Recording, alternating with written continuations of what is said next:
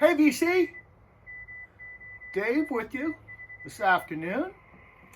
Beautiful day here in Jacksonville, Florida. Let's see, this week I got some pickups and some hiccups. Let me turn this down. I spent some time at the Salvation Army this week. The thrift store, not the rehab center. And spent $2 there. Then I hit a local record store nearby. Did a couple dollar pickups, some interesting stuff.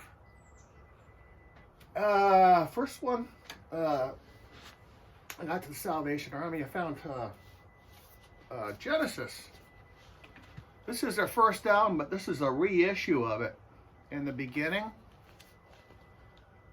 I think the first pressing actually had a different title also.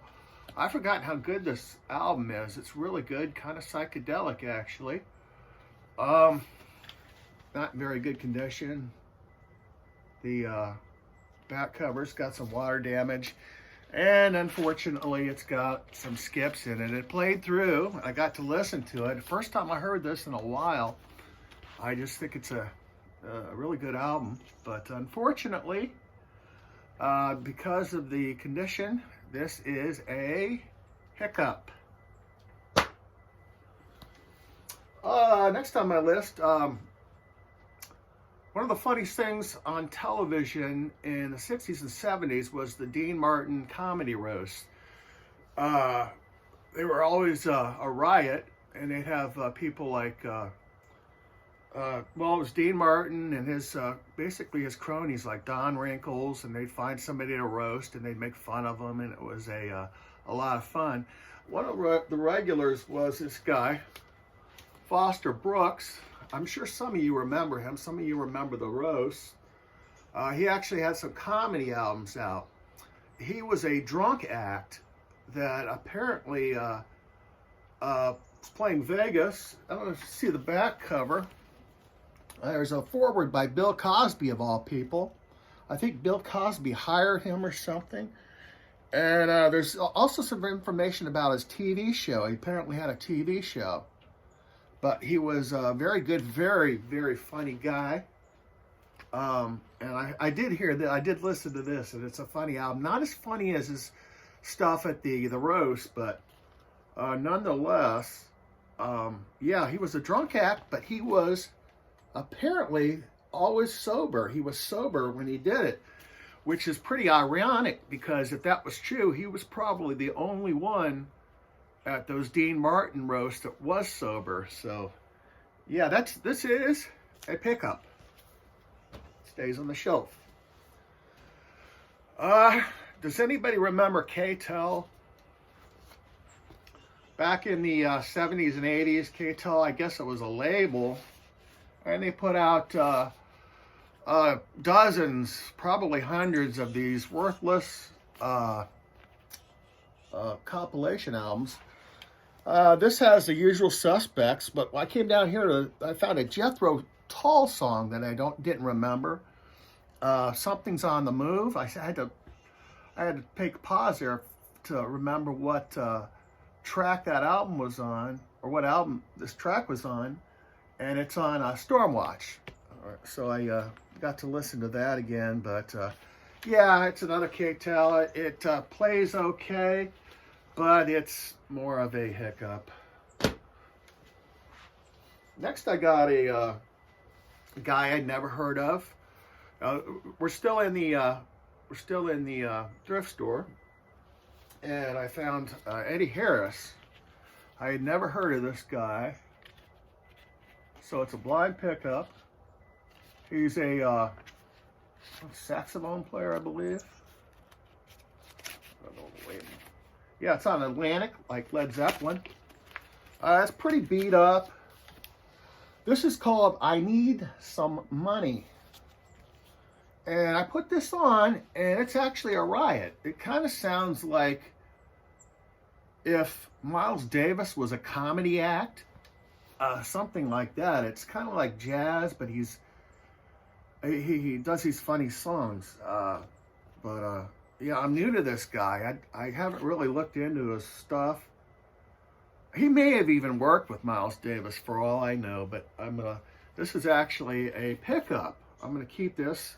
There is some scratches on side 2, but it plays okay.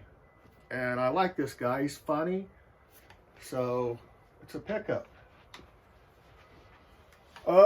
Next one I found is I love Rare Earth.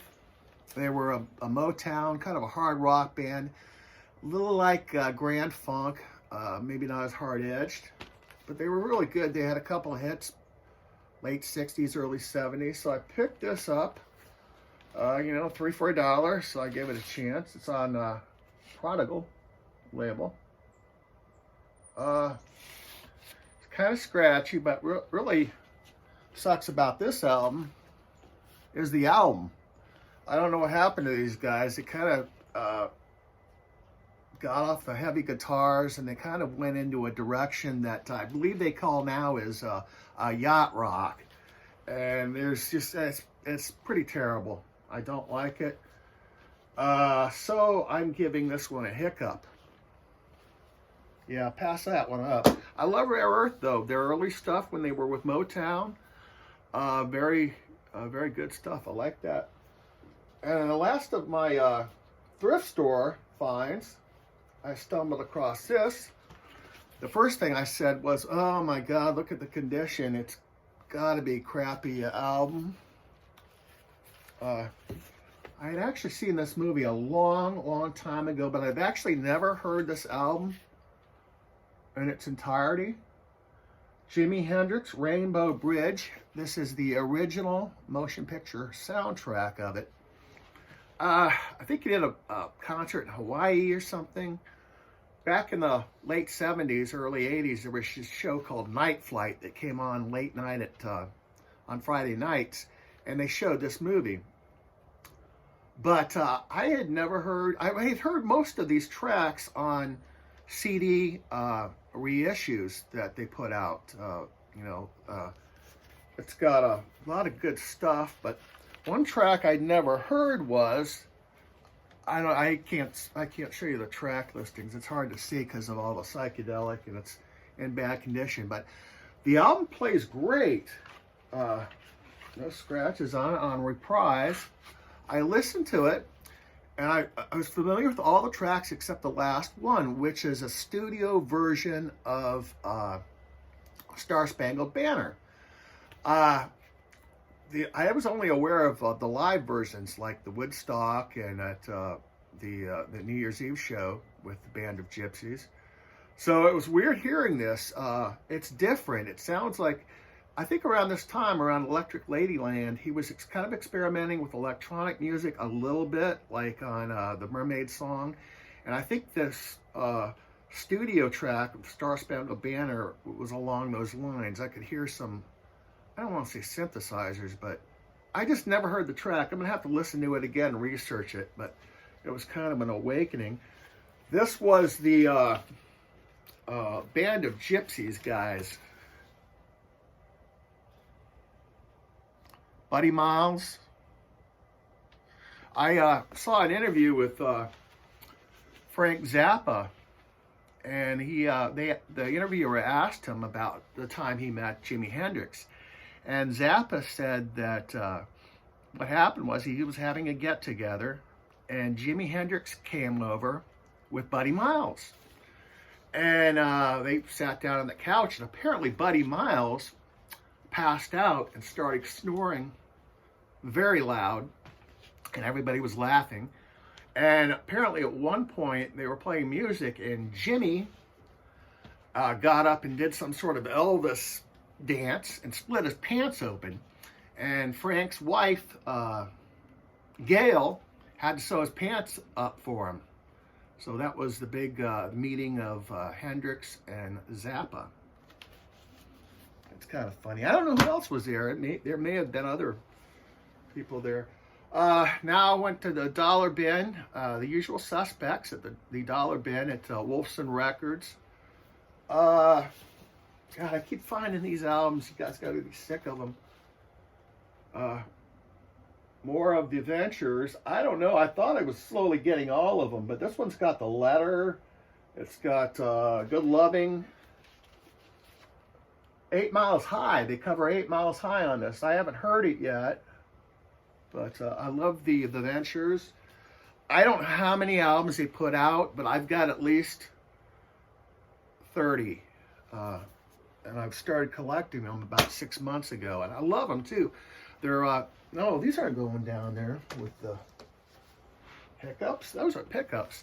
But yeah, I love those guys. Great background music if you were like working and you want some music to listen to. You don't have to think when you listen to the Ventures. That's what I like about it. Next, we've got oh yeah. We've got the Fifth Dimension. Sorry about the glare. We've got some shrink wrap on it. This was only $1. I picked this up. It's in perfect condition. On the Soul City label. These guys were really good. They were a soul pop group. Kind of like a soul version of the Mamas and the Papas. But I love that cover. Man, that is great. And the album's pretty good too.